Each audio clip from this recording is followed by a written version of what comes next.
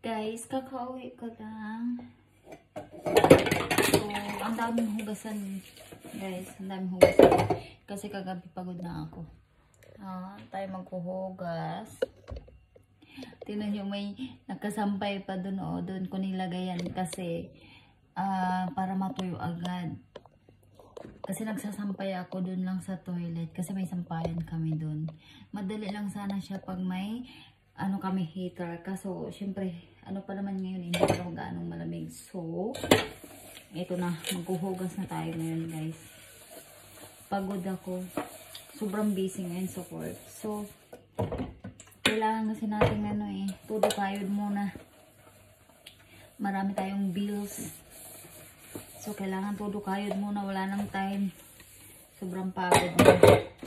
Ewan ko ba. Kahit masama pakiramdam mo, kailangan mong pumasok. Kailangan mong kumita. So, ito na. Tapos, yung jowa ko, nasa work pa ngayon. Mamaya pa yung uuwi. Alas 8. So, ako, nagpipapala ako. Hugas muna bago ako magluto, guys. Kasi, ang hirap. Mahirap maraming hugasan. Tapos, magluluto kami. So, yan. Hugas muna tayo. Yung alaga ko, nandun na naman sa ref. Sa ibabaw na naman ang ref. Ay, naku. So, ayun. Mahirap ang buhay ngayon dito, guys.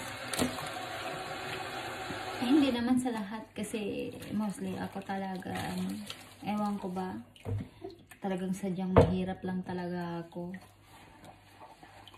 Sobrang hirap. Ewan ko kung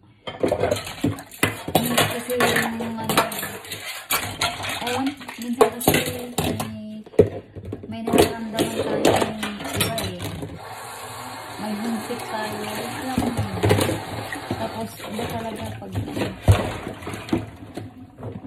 makakaramdam lang yan sa nararamdaman ko yung mga OFW na kagaya ko rin. So okay lang, carry lang.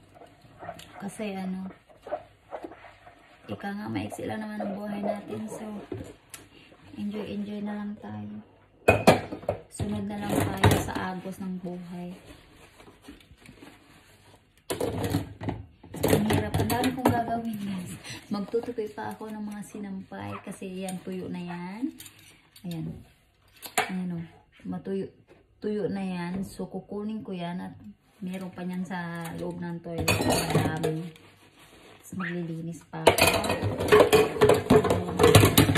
Buhay natin wala, work lang talaga, guys. So ayun lang, guys. Thank you for watching. Bye.